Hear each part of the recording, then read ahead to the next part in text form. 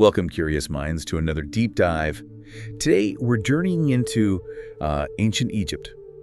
We're going to explore a figure whose name, well, it could bring comfort, but also real terror. Anubis. How does one deity manage that, embodying such, seemingly opposite roles? Feared judge, but also trusted guide. It's a fascinating paradox. Exactly. So our mission today is to unravel this, drawing straight from the sources you've provided us. We want to understand the power, the significance of Anubis, way beyond just that iconic jackal head image. Yeah. We've got funerary texts, scholarly takes, even some archaeological notes to piece it all together. Okay, let's unpack this. Well, what's really compelling right from the start, like you hinted, is how those first impressions just scream complexity. When one of our sources, this essay called The Whisper in the Dark, describes him as a name that inspires a profound sense of awe and dread, it's not just painting him as, scary. Right. It's pointing directly to what the source calls the dual nature of Anubis. He is profoundly feared, and he's deeply respected. Both at once. Yes, and The Whisper really emphasizes, it says, the balance is key. It's not one or the other, it's both, simultaneously defining him. And throughout this deep dive, I think we'll see how every single role he plays guiding souls, judging them, it all weaves back into this core theme, balance and transformation. That's crucial. It's a really powerful starting point, much more nuanced than you might first think. It really is. It suggests a deity who isn't just, good or bad. He's operating on a much more complex level, a fundamental force, really. Definitely. So beyond that initial impression, it's his active role in the afterlife that really cements how important he was. And here's where it gets really compelling, I think. The sources show he wasn't just some distant symbol. He had a very specific job, a hands-on job. For instance, this ancient funerary text we're calling the embrace of death, it puts it very plainly.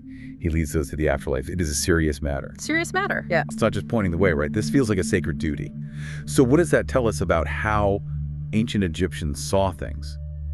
That a god had such a serious, foundational role in guiding souls on that final journey. Well, it tells us that the journey after death wasn't seen as passive at all. It was an ordeal, a dangerous trip through a complex, often hostile place, the duat.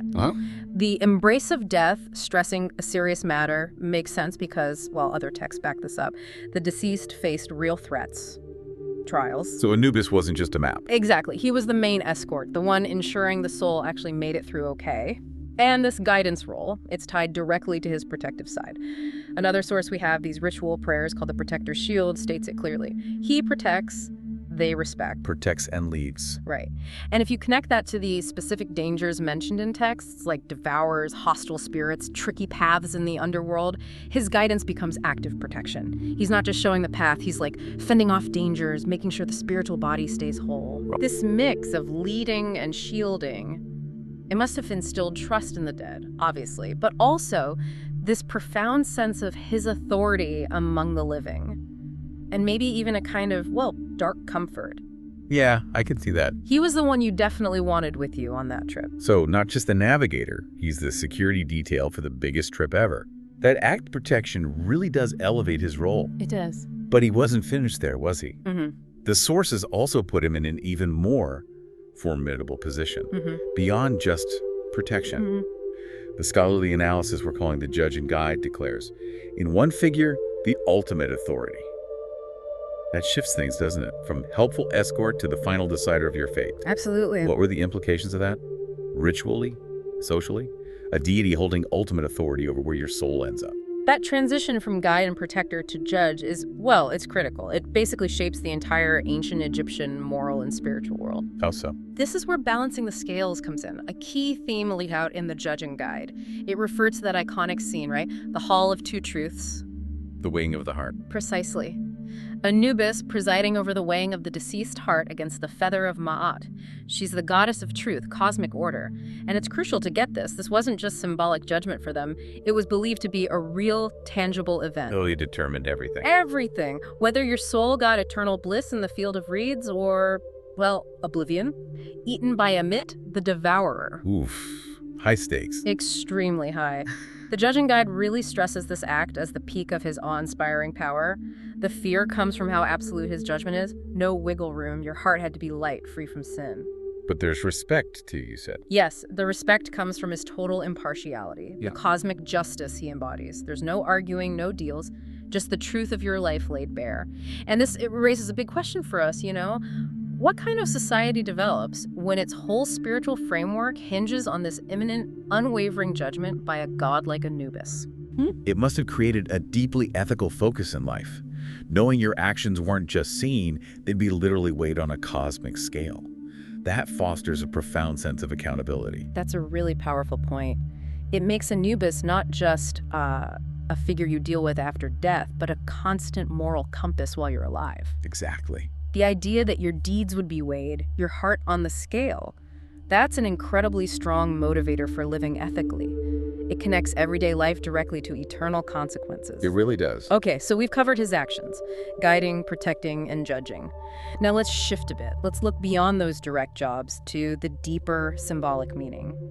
Beyond these crucial tasks, how does Anubis become more? How does he become this profound symbol of transformation, like one essay puts it, representing the journey itself? That's a great question. And how does that representation of the journey, how does it still resonate? Even today, with our own ideas about change, endings, new starts, I think he resonates deeply because transformation is it's part of being human, isn't it? We're always on journeys, physical, emotional, spiritual, always facing endings and beginnings. True. Anubis, as the symbol of transformation, he kind of embodies the ultimate journey, that passage from one state of being to another, life to death, and then into whatever spiritual existence comes next.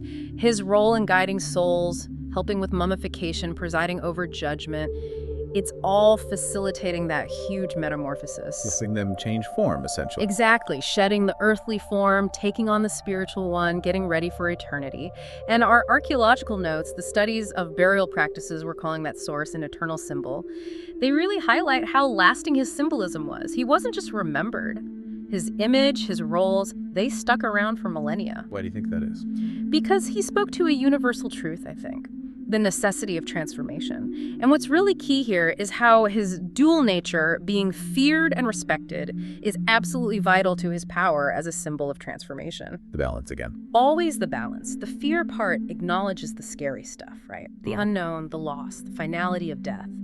But the respect, that comes from the hope of safe passage, of a fair outcome, the promise of some kind of spiritual rebirth.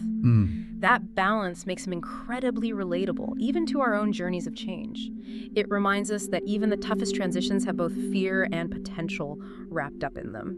It makes him timeless, really, as an emblem for any major passage in life. That duality, the fear and respect woven together, that really does seem to be the key to why he's so enduring, doesn't it? I think so. It grounds him in something so human, so universal. So as we start to wrap up this deep dive, it's crystal clear Anubis is so much more than just the god of the dead. Much more. He's the vital guide through that treacherous underworld, the duat. He's the vigilant protector of the vulnerable soul. He's the ultimate authority in judgment, the impartial balancer of fate. And maybe most profoundly, he's this timeless symbol of transformation. Yeah. He held this awe-inspiring power, as the source calls it, that echoed through ancient Egypt, inspiring fear and respect, both in equal measure. That cemented his status as an eternal symbol, a real testament to how fascinated humans are, always have been, with the mysteries of life, death, and whatever lies beyond. Indeed. And maybe something for you, our listener, to think about. Consider that enduring human need, maybe even today in our more secular world, for figures or ideas that help us navigate the unknown journeys. Life's big transitions, loss, major changes, even just trying to reinvent yourself.